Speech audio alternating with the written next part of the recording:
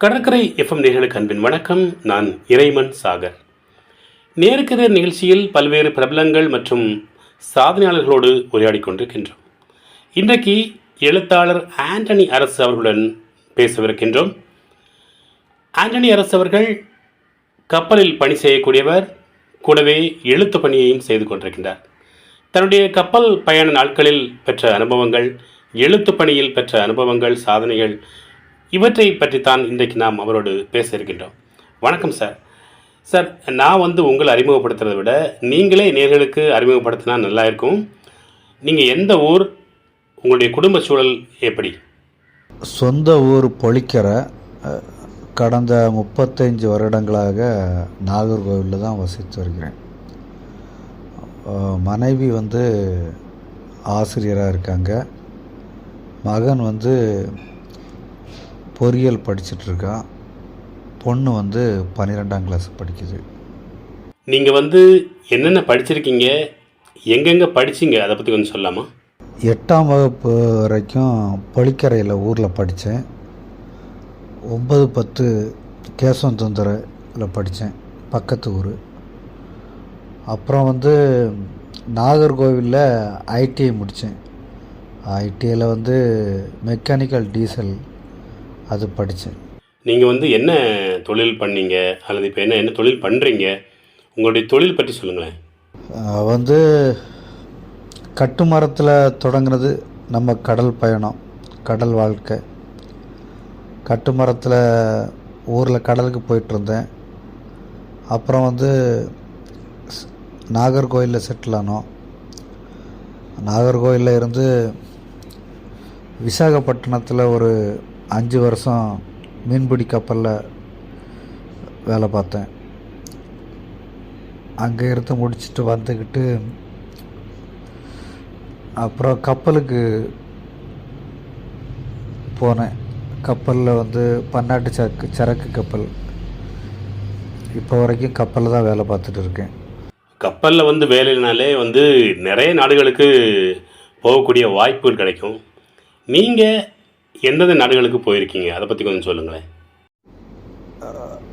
நீண்ட வருஷமாட்டு கப்பல்லையே வேலை பார்க்கறனால நிறைய நாடுகளுக்கு பயணப்பட்டிருக்கேன்.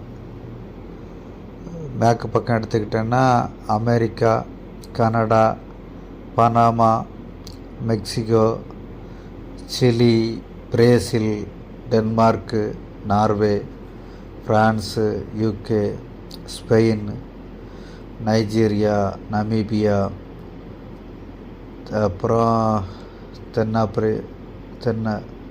தென்னாப்பிரிக்கா, Kenya, Saudi Arabia, Dubai, Pakistan, China, Thailand.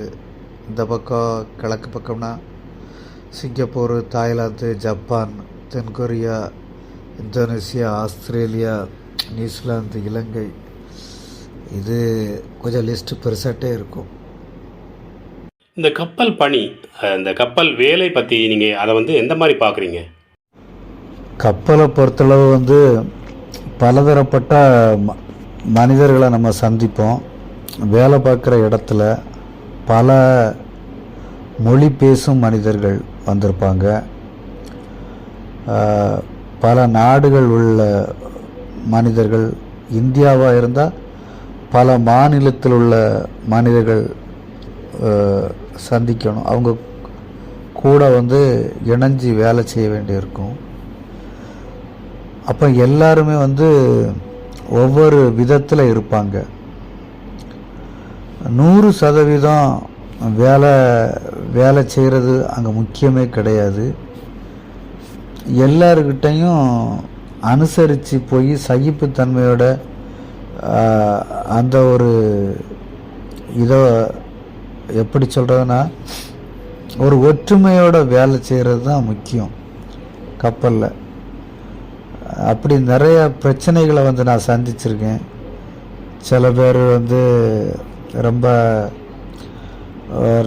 எனக்கு எல்லா வேலையுமே தெரியும், நான் இல்லாட்டி இந்த கப்பலே ஓடாது, அந்த மாதிரியெல்லாம் நிறைய பேர் பில்டப்பெல்லாம் கொடுப்பாங்க. இவன் என் கூட ஒத்துழைப்பு கொடுக்க மாட்டேன்னு சொல்கிறான், என் ஸ்பீடுக்கு வர மாட்டேன்னு சொல்கிறான், அப்படி இப்படியெல்லாம் நிறையா சொல்லுவாங்க. அங்கே எதுக்குன்னா நீங்கள் சுற்றி கடல் தான். எதுக்குன்னா நீங்கள் வந்து காலையில் வேலைக்கு போயிட்டு சாயங்காலம் வீட்டுக்கெல்லாம் வர முடியாது. இங்கே அன்றாடம் போய் திரும்புகிற வேலை கிடையாது. நீ திரும்பவும் அதே சாயங்காலம் ஆனாலும் சாப்பிட்டுக்கிட்டு நீ திரும்பவும் அதே கப்பலுக்குள்ளே தான் நீ தங்கியிருக்கணும். காலையில் அவங்கள சந்திக்க வேண்டியிருக்கும். அதனால் எல்லாரும் கூடயும் சகிப்புத்தன்மையோட இருக்கிறதுக்கு பழகிக்கிடணும். அது கப்பலில் ரொம்ப ரொம்ப முக்கியம். ரொம்ப ரொம்ப முக்கியமாட்டு நான் அதைத்தான் நினைப்பேன். வேலை பார்க்குறது கூட பெரிய விஷயம் கிடையாது. எல்லாரும் மக்களோடையும் நல்ல ஒன்றுக்குள்ள ஒன்றாட்டு இருக்கிறது தான் முக்கியம்னு நான் சொல்லுவேன். உங்களுடைய அந்த கப்பல் பயண நாட்களில் வந்து உங்களால் மறக்க முடியாத அனுபவம்னா அதை என்ன சொல்லுவீங்க? மறக்க முடியாத அனுபவங்கள்னால், அப்பாவுக்கு நான் கப்பலுக்கு போகிறது ஒரு கனவாக இருந்துச்சு.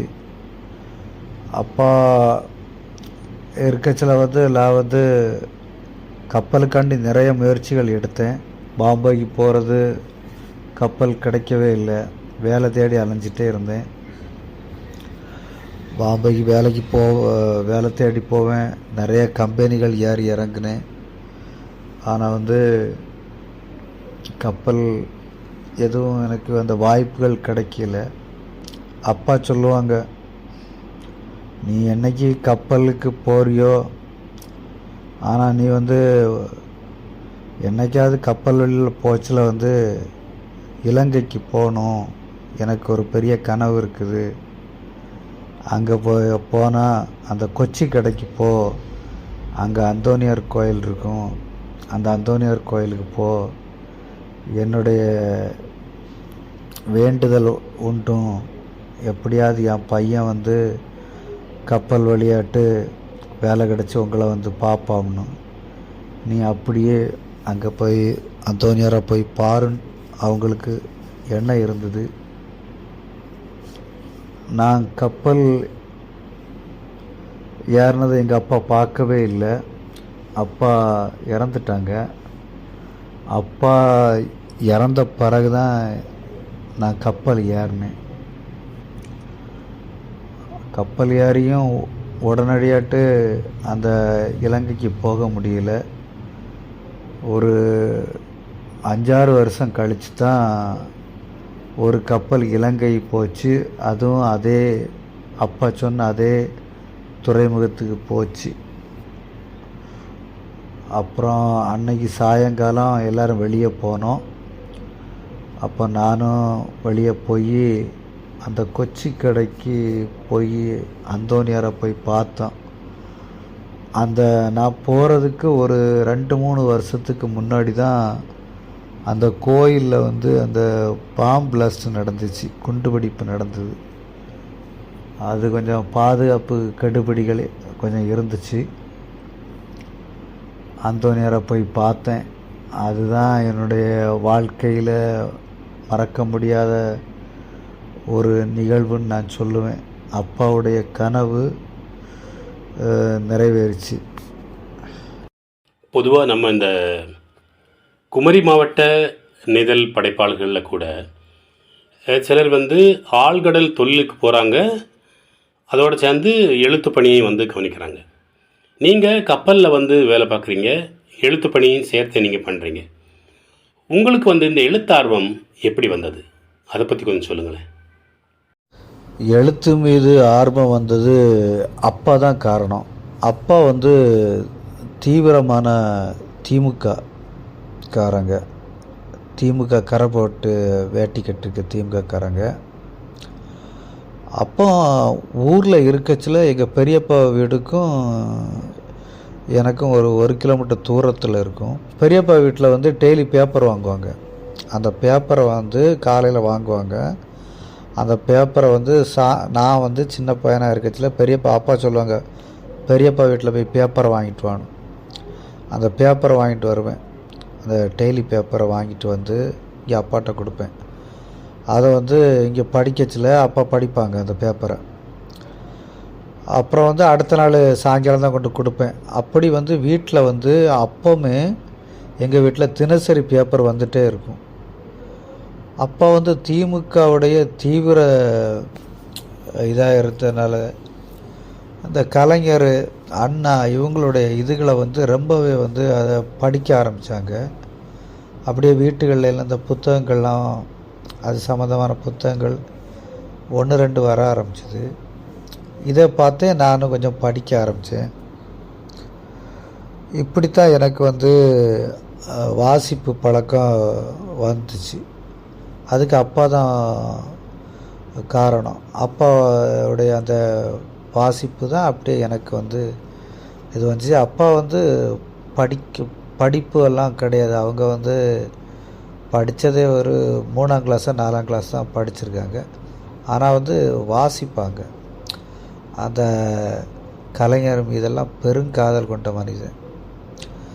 எனக்கு கடைசி தம்பிக்கு வந்து கலைஞருடைய பையன் இப்போதைய முதலமைச்சர்களுடைய ஸ்டாலின் சொல்லி தான் பேரே வச்சுருந்தாங்கன்னா பார்த்துவிடுங்க. அப்படி மிகப்பெரிய தீவிரமான திமுகக்காரங்க. அதனால் வாசிப்பு பழக்கம், அவங்கள அந்த லைப்ரரிக்கெல்லாம் போய் படிக்கிற பழக்கம் அவங்ககிட்ட அப்பமே உண்டு. அந்த பழக்கம் அப்படியே நமக்கு வந்துட்டு. சிறப்பு. நீங்கள் எந்தெந்த நூல்கள்லாம் எழுதியிருக்கீங்க, அதை பற்றி சொல்லாமா? ஒரு நாவல் எழுதியிருந்தேன். என்னுடைய விசாகப்பட்டினம் அனுபவங்களை வச்சு ஒரு நாவல் எழுதியிருந்தேன். அது என்னுடைய முதல் நாவல். அப்போ எனக்கு வந்து வழிகாட்டுதலுக்கு யாருமே சரியாக இல்லை. சில பேர்கிட்ட போய் அதை வந்து அந்த நாவலை கொடுத்து படிச்சுக்கிட்டு கரெக்ஷன் பண்ணி தாங்கன்னு சொன்னேன். யாருமே அதை வந்து கண்டுக்கிடவே இல்லை. யார் தெரியாதவர் தான் வந்திருக்கான், ஏதாவது எழுதுவான், அப்படி என்னை திருத்ததுக்கு யாருமே இல்லை. ஆனாலும் வந்து எனக்கு வந்து அதை வந்து அப்படியே போற்றக்கூடாத சொல்லிக்கிட்டு அதை ஒரு நாவலாக கொண்டு வந்தேன். ஆனால் அந்த நாவல் வந்து இதாகலை, வெளிவந்துச்சு. ஆனால் எனக்கும் திருப்தி இல்லை. நாவலுடைய தலைப்பே எனக்கு போட தெரியலை. எனக்கு அது ஒரு திருப்தி இல்லாத இதாக தான் ஆச்சு. மிகப்பெரிய சொதப்பல் தான் அந்த நாவல். ஆனால் அந்த ஒரு புக்கு எழுதுனால வந்து நிறைய பேருக்கு இவனும் ஒரு புக்கு போட்டிருக்கான்னு சொல்லி தெரிய ஆரம்பிச்சிது. அந்த புக்கை தெரியாமலே படிக்காமலே இந்த பையன் ஒரு புக்கு போட்டிருக்கான், அந்த மாதிரி நிறைய பேருக்கு தெரிய ஆரம்பிச்சிது. அதுக்கு பிறகு 2வது ஒரு சிறுகதை தொகுப்பு போட்டேன். அந்த சிறுகதை தொகுப்பை வந்து என்னுடைய 2 பசங்களுடைய புதுநன்மைக்கு நான் வெளியிட்டேன். அப்போ வந்து அந்த புதுநன்மை அழைப்பிதழே வந்து புதுநன்மையும் புத்தக வெளியிடும் இப்படி போட்டு தான் நான் வந்து அந்த புதுநன்மையுடைய அழைப்பிதழே அப்படி தான் அடித்தேன். அந்த புதுநன்மையோட சேர்ந்து அந்த புத்தகத்தையும் ரிலீஸ் பண்ணேன். ஆனால் அந்த புத்தகம் சிறுகதை தொகுப்பு நல்லா பேசப்பட்டது. உங்களுடைய கடற்கரை இலக்கிய வட்டத்துலேயும் அந்த வருஷத்துக்கான சிறந்த நூலாக தேர்வாச்சு. கடற்கரையிலையும் கிடச்சிது. அப்புறம் வந்து முதற் சங்குன்னு சொல்லிக்கிட்டு ஒரு இது இந்திய பாரம்பரிய கலை இலக்கிய அவங்களும் அந்த புத்தகத்துக்கு சிறந்த புத்தகமாட்டு தேர்ந்தெடுத்தாங்க. அதில் சில கதைகள் வந்து நிறைய வந்து பேர் அதை பற்றி நிறைய விஷயங்கள் என்கிட்ட பேசினாங்க. அந்த சிறுகதை தொகுப்பு ரொம்பவே நல்லா போச்சு. கண்டிப்பாக வந்து உங்களுக்கு சில பாராட்டுக்கள், விருதுகள் கிடைச்சிருக்கும். உங்களுடைய அந்த எழுத்து பணியில் உங்களுக்கு கிடைச்ச சிறந்த பாராட்டா நீங்கள் எதை கருதுறீங்க? எனக்கு கிடைத்த பாராட்டுன்னு சொன்னால், நான் வந்து தூத்துக்குடியிலேருந்து விமானத்துக்கு சென்னை பயணத்தில் இருக்கேன். என்னுடைய பக்கத்தில் ஒரு பையன் உட்கார்ந்துருக்கான். ஆப்போசிட்டில் வந்து கன்னியாகுமரி மாவட்டத்தினுடைய அமைச்சர் உட்கார்ந்துருக்காரு. எனக்கு என்ன எண்ணம்னா, ஃப்ளைட்டுக்கு புறப்பட்ட உடனே நம்ம புக்கை வந்து அந்த சிறுகதை தொகுப்பை இந்த அமைச்சர்கிட்ட கொடுக்கணும் அப்படி தான் சொல்லிக்கிட்டு நான் கையில் வச்சுருக்கேன். கையில் வச்சிட்ருக்கிற நேரம் பக்கத்தில் உட்கார்ந்துருந்த ஆள் வந்து கேட்டார், இந்த புக்கு வச்சுருக்கீங்களே, நான் படிக்கட்டான்னு கேட்டார். நான் வந்து அமைச்சருக்கு கொடுக்கறதுக்காக வேண்டி வச்சுருக்கேன் அந்த கையில். அமைச்சர் அப்பந்தான் வந்து உட்கார்ந்தார். நான் வந்து ஒரு வணக்கம் சொன்னேன் அமைச்சருக்கும். அவர் என்னையை பார்த்து அப்படி சிரிச்சுக்கிட்டு என் எனக்கு அடுத்தல இடைவெளி, அந்த ஆட்கள் போகிறதுக்கு அடுத்தல உட்காந்துருக்காரு. அப்போ நம்ம வந்து அமைச்சருக்கு கொடுக்கறதுக்கு இருக்கச்சில் இவர் இந்த புத்தகத்தை கேட்டார், நான் படிக்கட்டா? நான் சொன்னேன் சரி படிங்க சொல்லிக்கிட்டு இந்த ஆள் படிக்க வாங்கினார். ஃப்ளைட்டு அப்படி கொஞ்ச நேரம் பறக்கிறதுக்கு கொஞ்ச நேரம் ஆரம்பித்த உடனே பார்க்க அமைச்சர் குரட்டை விட்ட மாதிரி நல்லா தூங்குறாரு. நல்லா தூங்கிட்டார் அமைச்சர், அப்படியே தூங்கிட்டார். நான் இந்த பக்கம் இங்கே இருக்கச்சில் சரி அவர் தூங்கிட்டு இருக்கார, பக்கத்தில் உள்ளவர் கூட நம்ம அந்த புத்தகத்தை கொடுத்துட்டோம், சரி அப்புறம் சென்னையில் இறங்குற டைம் பார்த்துக்கலாம்னு சொல்லிக்கிட்டு இருந்தேன். அமைச்சர் சரியான தூக்கம். என் பக்கத்தில் உள்ளவர் படிச்சுட்டு இருக்கார் புக்கை. நான் வந்து அப்படியே உட்காந்துட்டே இருந்துகிட்டே இருக்கேன். கொஞ்ச நேரம் கழித்து ரொம்ப நேரம் ஃப்ளைட்டு போயிட்டே இருந்துட்டு இருக்குது. கொஞ்ச நேரம் கழித்து அந்த பக்கத்தில் உள்ளவர் படிச்சுட்டு இருந்தவர் வந்து ஏண்ட பார்த்துக்கிட்டு ஏதோ ஒன்று சொன்னார். சொன்ன பிறகு அந்த வாக்கியம் முடிவடையலை. அவர்கிட்ட ஏதோ ஒன்று சொல்ல வந்தார், வாக்கியம் முடிவடையலை. என்ன வாக்கியம் இவர் சொன்னது அப்படி இடையில நிறுத்திட்டாருன்னு சொல்லிக்கிட்டு நான் அவரை பார்க்கேன். அவர் அழுதுட்டு இருக்கார், கண்ணீர் வந்துட்டே இருக்குது, கடன் வந்துட்டே இருக்குது. நான் அதில் என்ன பிரதர் என்னாச்சுன்னு சொன்னால் அவரை போட்டு இது பண்ணுற, அவர் அழுதுகிட்டே இருக்கார். ஆனால் ஒரு கதை வந்து அவர் வாழ்க்கையில் நடந்த கதை மாதிரியே இருக்குது. அவர் சொல்கிற இந்த கதையினுடைய கதாநாயகனே நான் தான், அப்படி இருக்குது, என்னுடைய வாழ்க்கையில் நடந்துட்டுன்னு சொல்லிட்டு அழுன்னு அழுதுகிட்டே இருக்கார். கண்ணீர் அப்படி வருது. நான் எனக்கு வந்து ஒரு மாதிரி சரி விடுங்க பிரதர், விடுங்க அதை விடுங்க கொஞ்சம் ரிலாக்ஸ் ஆங்கன்னு சொல்லிக்கிட்டு அப்படியே அழுதுகிட்டே இருந்தார். மனசுக்குள்ளே ரொம்ப எனக்கு ஒரு அவருடைய இதை கண்ணீரை இது பண்ணாலும் எனக்கு மனசுக்குள்ளே ரொம்ப இதாச்சு. நம்ம கதை வந்து ஒரு ஆளை வந்து கண்ணீர் விட்டு அழுகிற அளவுக்கு நம்மளை பாதிச்சிருக்க. அப்போ அந்த மினிஸ்டர்கிட்ட கொடுத்துருந்தா கூட இந்த அளவுக்கு அவர் வாங்கி வச்சுட்டு சரி தம்பி நான் படிச்சுட்டு அப்புறம் சொல்கிறேன், அவர் எங்கே சொல்ல போகிறாரு, அப்படி தானே போயிருக்கோம். அவரை பார்த்து மினிஸ்டர் பார்த்து அவர் இன்னும் தூக்கத்தில் தான் இருக்கார். அவர் அப்புறம் தூங்கி எந்திரிச்சார். நான் அந்த புக்கை அவர்கிட்ட மினிஸ்டர்கிட்ட கொடுக்கல. இவர் சொன்னார், இந்த இன்னும் அந்த கடைசி கதை ஒன்று இருக்குது படிக்கணும்னு சொன்னார்.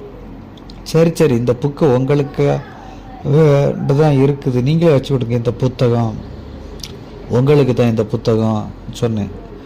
அதுதான் எனக்கு கிடைச்ச நிறைய பாராட்டில் வந்து அந்த சிறுகதை தொகுப்பில் சொல்லி சென்ற கதை அந்த சிறுகதை தொகுப்போடைய பேர். அதில் வந்து நிறைய பாராட்டில் இதைத்தான் நான் பெரும் பாராட்டாக நினைக்கிறேன். பொதுவாக வாசிப்பை பற்றி பல கருத்துக்கள் இருக்குது. மக்கள்கிட்ட இப்போ வாசிப்பு அப்படின்னு உள்ள ஒரு விஷயம் எப்படி இருக்குது, நீங்கள் அதை வந்து எப்படி பார்க்குறீங்க? வாசிப்பை பற்றி சொல்லணும்னா, குடிக்கிறவனை கூட வந்து ஏற்றுக்கொள்ள சமுதாயம் வாசிக்கிறவனை ஒரு மாதிரி தான் பார்க்கும். என்னடா இவன் ஏதாவது படிச்சுட்டே இருக்கானே, இவன் எப்படி இவன் ஆள் அப்படித்தான் நினச்சிட்டு இருக்காங்க. நிறைய பேர்கிட்ட அந்த பழக்கங்கள் எல்லாமே குறைச்சி தான் இருக்குன்னு நான் நினைப்பேன். அப்படி வந்து நான் நிறைய பேரை பார்த்துருக்கேன். நிறைய எழுதுகிறவங்களே நான் பார்த்துருக்கேன். நமக்கு தெரிஞ்சதை எழுதுகிறோம், வேறு புக்கங்களை வாசிக்கிறதே கிடையாது. மற்றபடி மக்களும் அப்படி தான் இருக்காங்க. பெருசாக வந்து எதுக்குன்னா, நான் வந்து எங்கள் சொந்தக்கார வீட்டுக்கு போயிருந்தேன். என்ன நியூஸ் பேப்பர் முன்னாடி வாங்கிட்டு இருந்தீங்களே, இப்போ நியூஸ் பேப்பர் வாங்குறது கிடையாது. அதான் எல்லாம் வாட்ஸ்அப்லேயே வருது. இனி அதுக்கு நியூஸ் பேப்பர் வாங்கி அது ஒரு தெண்ட செலவு. இது சாதாரண ஒரு தினசரி நாளிதழுக்கே சொல்கிறாங்க. அவங்ககிட்ட போய் எப்படி வாசிப்பு இது பண்ண முடியும்? அப்படி வாசிப்பு பழக்கம் ரொம்ப குறைஞ்சிருக்குன்னு தான் எனக்கு தெரிஞ்சு. அப்படித்தான் நான் நினைக்கிறேன். வாசிப்பு பழக்கங்கள்லாம் இப்போ வந்து இந்த மொபைல் எல்லாம் வந்த பிறகு கேட்டால் சொல்லுவாங்க, நாங்கள் மொபைலில் படிச்சுக்கிடுவோம், அப்படி படிச்சுக்கிடுவோம்னு சொல்லிக்கிட்டு. ஆனால் வந்து அப்படி எதுவும் படித்த மாதிரி எனக்கு தெரியல. கண்டிப்பாகவே எல்லோருக்கும் ஒரு எதிர்கால திட்டங்கள் கண்டிப்பாக இருக்கும். உங்களுடைய எதிர்கால திட்டம் என்பது என்ன? கப்பல் அனுபவங்களை எழுதுன்னு சொல்லிக்கிட்டு இப்போ அதை எழுதிட்டுருக்கேன். அதை கொஞ்சம் அதற்கான வேலைகள் தான் இப்போ போயிட்டுருக்குது. எதிர்கால திட்டம் சொன்னால் அந்த கப்பல் அனுபவத்தை எழுதி கொண்டிருக்கிறது தான். அதுதான் இப்போ செய்துட்ருக்கேன். இன்றைக்கு எழுதக்கூடிய இளம் எழுத்தாளர்கள் அல்லது புதிய எழுத்தாளர்களுக்கு நீங்கள் சொல்ல விரும்புகிறது என்ன?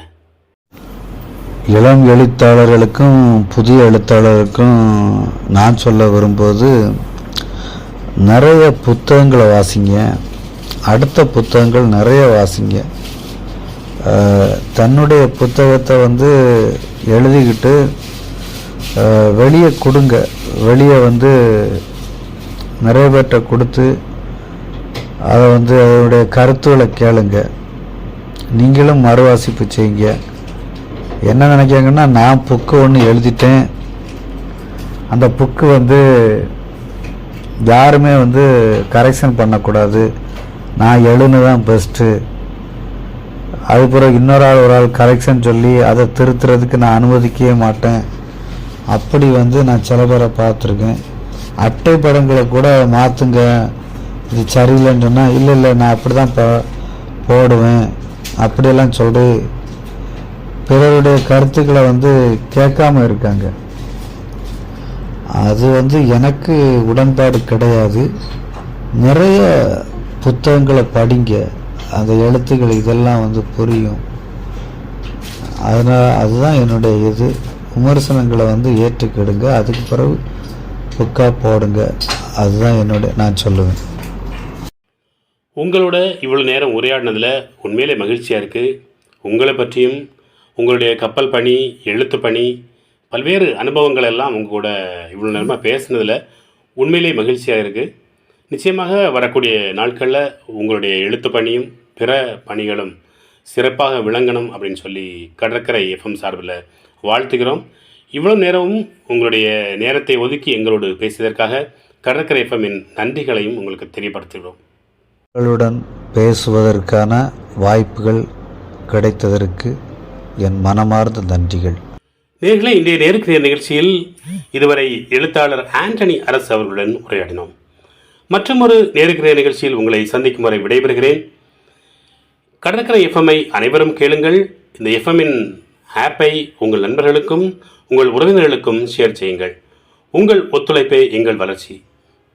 மீண்டும் சந்திப்போம். நன்றி.